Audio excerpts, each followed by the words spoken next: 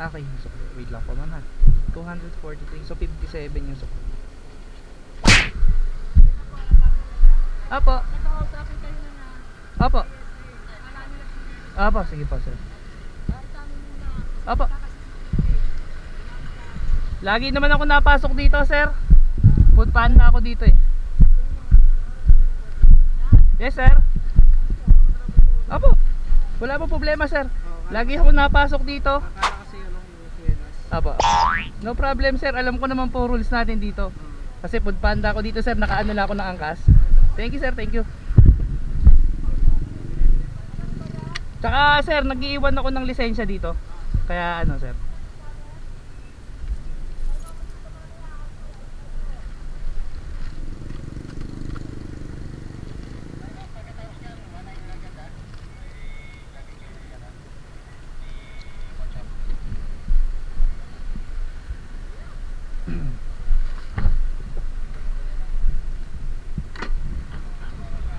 Sige po sir.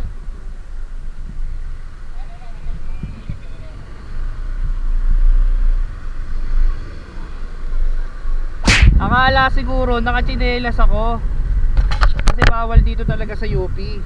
So nasunod naman ako sa rules. Hindi ako pwedeng hindi sumunod. Siyempre pag nahuli ako dito, yari, di ba? Niradyo pala ako doon, kala ko kung ano. Akala daw nakatsinelas ako. Sabi ko, ba't ako inaharang? Eh tatawid lang ako doon sa may Raimundo. Iniwanan ko yung motor ko. Tapos tinaas yung ano ko. Sabi ko, sir, buo yan. Tapos pinuntahan ako doon, nakala ko may nagreklamo sa akin. Hindi sir, i-picturean ko lang. Kasi sabi daw doon sa CCTV, nakatsinelas ka. Hindi sir, alam ko rules dito, baka tayo madali pa. Sige sir.